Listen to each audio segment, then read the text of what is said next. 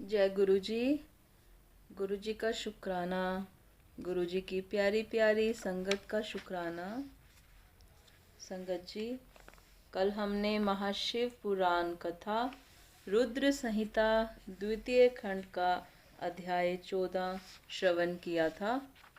कल के अध्याय में हमने श्रवण किया था दक्ष की 60 कन्याओं का विवाह। दक्ष और वीरिणी के यहाँ देवी शिवा का अवतार। दक्ष द्वारा उनकी स्तुति तथा सती के सद्गुणों एवं चेष्टाओं से माता पिता की प्रसन्नता। जय गुरु जी। संगत जी, आज हम अध्याय 15 श्रवण करेंगे। ओम नमः शिवाय, शिवजी सदा सहाय। ओम नमः शिवाय, गुरुजी सदा सहाय। जय गुरु जी। महाशिव पुराण कथा रुद्र संहिता द्वितीय खंड 15 अध्याय। सती की तपस्या से संतुष्ट देवताओं का कैलाश में जाकर भगवान शिव का स्तवन करना। ब्रह्मा जी कहते हैं, नारद, एक दिन मैंने तुम्हारे साथ जाकर पिता के पास खड़ी हुई सती को देखा। वह तीनों लोकों की सारभूता सुंदरी थी। उसके पिता ने मुझे नमस्कार करके तुम्हारा भी सत्कार किया। यह देख लोक लीला का अनुसरण करने वाली सती ने भक्ति और प्रसन्नता के साथ मुझको और तुमको भी प्रणाम किया। नारद, तदनंतर सती की ओर देखते हुए हम और तुम दक्ष के दिए हुए शुभ आसन पर बैठ गए।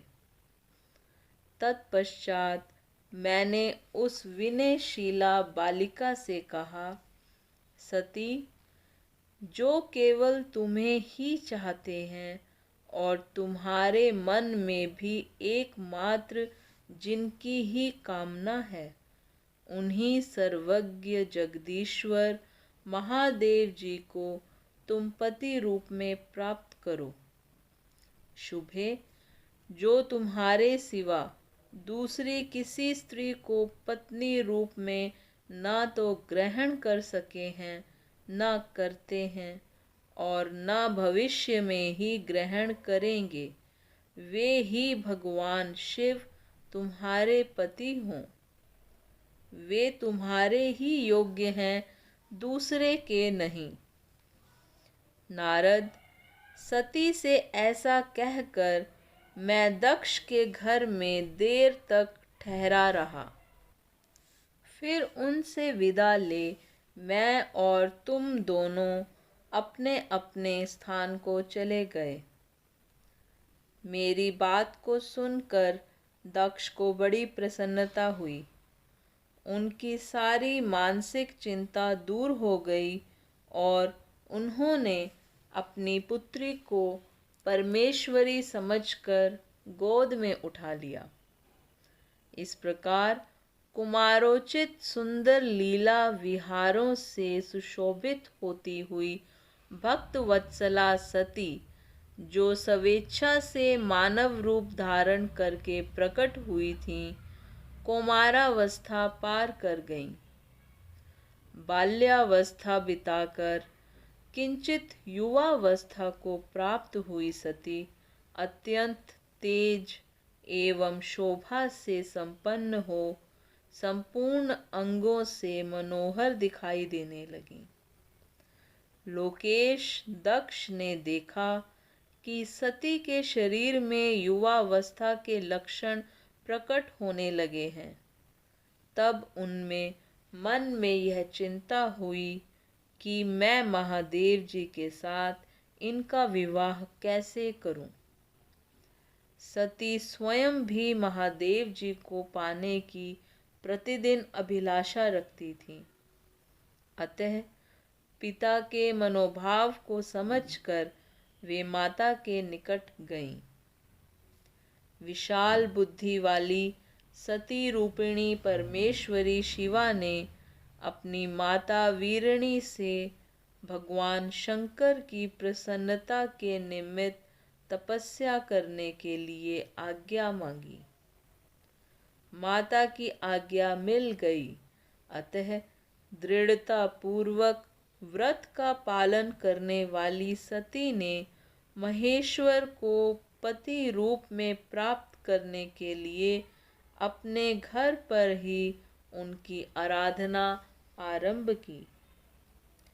अश्विन मास में नंदा, प्रतिपदा, षष्ठी और एकादशी तिथियों में उन्होंने भक्ति पूर्वक गुड़, भात और नमक चढ़ाकर भगवान शिव का पूजन किया और उन्हें नमस्कार करके उसी नियम के साथ उस मास को व्यतीत किया। कार्तिक मास की चतुर्दशी को सजाकर रखे हुए मालपुओं और खीर से परमेश्वर शिव की आराधना करके वे निरंतर उनका चिंतन करने लगी।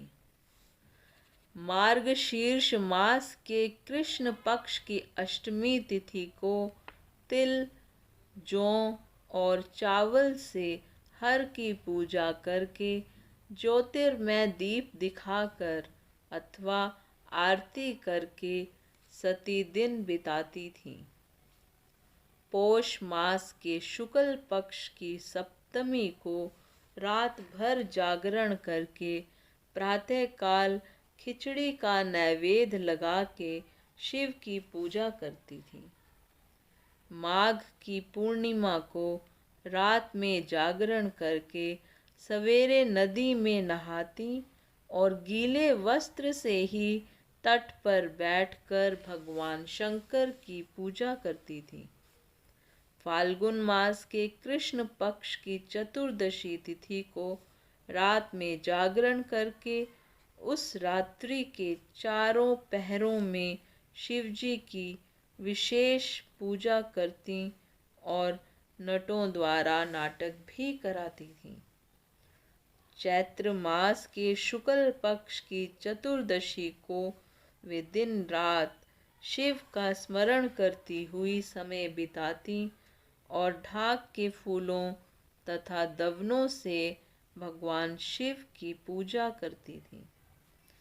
वैशाख शुक्ला तृतीया को सती तिल का आहार करके रहती और नए जौ के भात से रुद्र देव की पूजा करके उस महीने को बिताती थी। ज्येष्ठ की पूर्णिमा को रात में सुंदर वस्त्रों तथा भटकटैया के फूलों से शंकर जी की पूजा करके वे निराहार रहकर ही मास व्यतीत करती थी। आषाढ़ के शुक्ल पक्ष की चतुर्दशी को काले वस्त्र और भटकटैया के फूलों से वे रुद्र देव का पूजन करती थी। श्रावण मास के शुक्ल पक्ष की अष्टमी एवं चतुर्दशी को वे यज्ञोपवीतों वस्त्रों तथा कुश की पवित्री से शिव की पूजा किया करती थी। भाद्रपद मास के कृष्ण पक्ष की त्रयोदशी तिथि को नाना प्रकार के फूलों और फलों से शिव का पूजन करके सती चतुर्दशी तिथि को केवल जल का आहार किया करती। भांति भांति के फलों, फूलों और उस समय उत्पन्न होने वाले अन्नों द्वारा वे शिव की पूजा करती और महीने भर अत्यंत नियमित आहार करके केवल जप में लगी रहती थी। सभी महीनों में सारे दिन सती शिव की आराधना में ही संलग्न रहती थी। अपनी इच्छा से मानव रूप धारण करने वाली देवी दृढ़ता पूर्वक उत्तम व्रत का पालन करती थी। इस प्रकार नंदा व्रत को पूर्ण रूप से समाप्त करके भगवान शिव में अनन्य भाव रखने वाली सती एकाग्रचित हो बड़े प्रेम से भगवान शिव का ध्यान करने लगी तथा उस ध्यान में ही निश्चल भाव से स्थित हो गई। मुने, इस समय सब देवता और ऋषि भगवान विष्णु और मुझ को आगे करके सती की तपस्या देखने के लिए गए। वहां आकर देवताओं ने देखा सती मूर्तिमती दूसरी सिद्धि के समान जान पड़ती हैं। वे भगवान शिव के ध्यान में निमग्न हो उस समय सिद्धावस्था को पहुंच गई थीं। समस्त देवताओं ने बड़ी प्रसन्नता के साथ वहां दोनों हाथ जोड़कर सती को नमस्कार किया। मुनियों ने भी मस्तक झुकाए तथा श्री हरि आदि के मन में प्रीति उमड़ आई।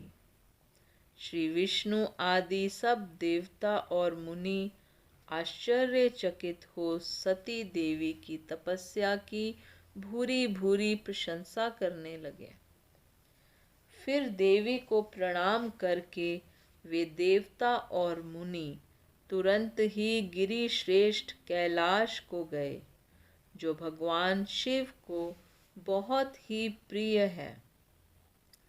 सावित्री के साथ मैं और लक्ष्मी के साथ भगवान वासुदेव भी प्रसन्नतापूर्वक महादेव जी के निकट गए।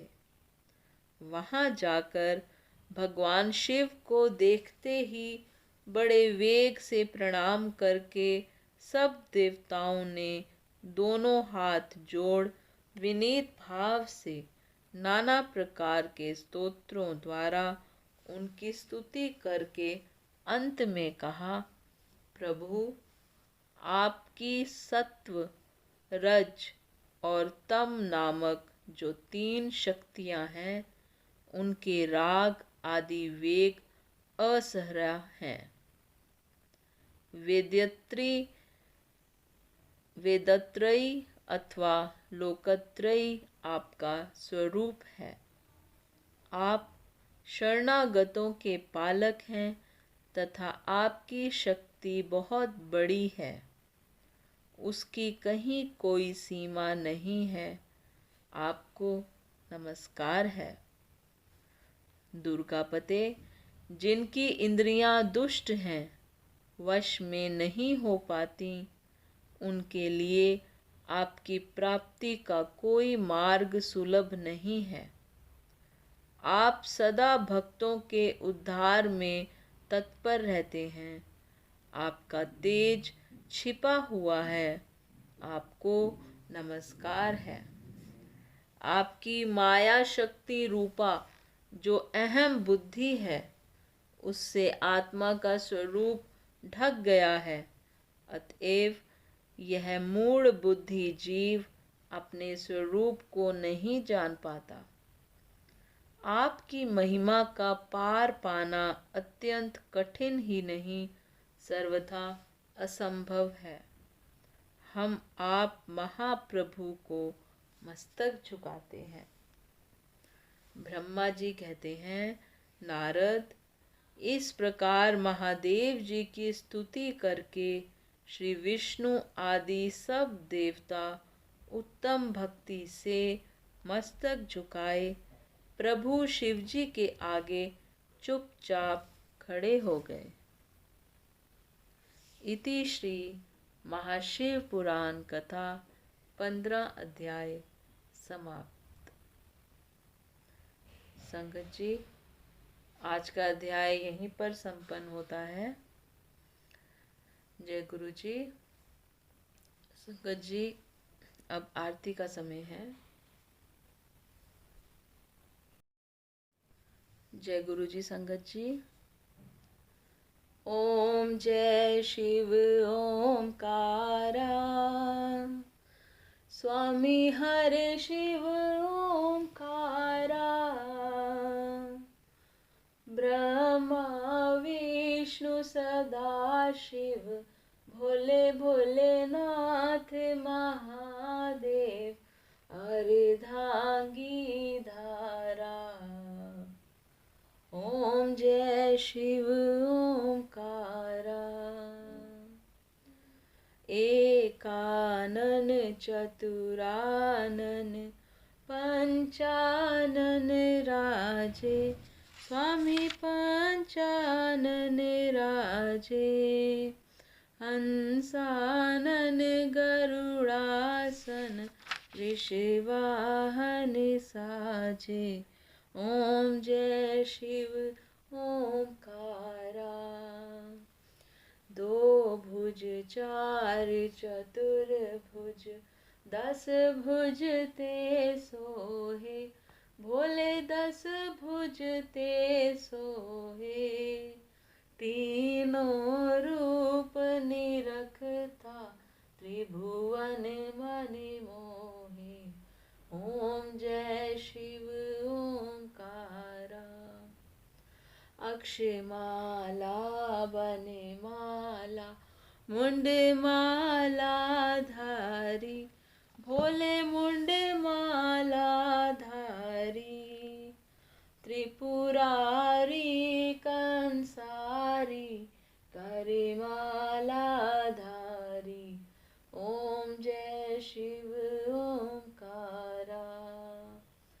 श्वेतांबर पीतांबर बाघांबर अंगे, भोले बाघांबर अंगे।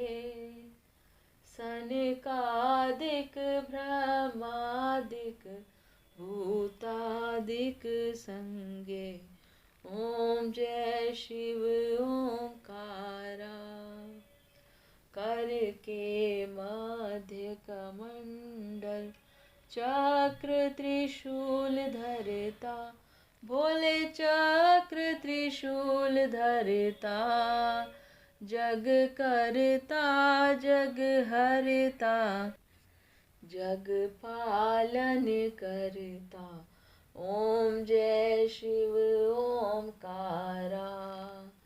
ब्रह्मा विष्णु सदा शिव, जानत अविवेका, भोले जानत अविवेका। प्रणवाक्षर के मध्य ये तीनों एका। ओम जय शिव ओंकारा। त्रिगुण शिव जी की आरती, जो कोई नर गावे, स्वामी प्रेम सहित गावे।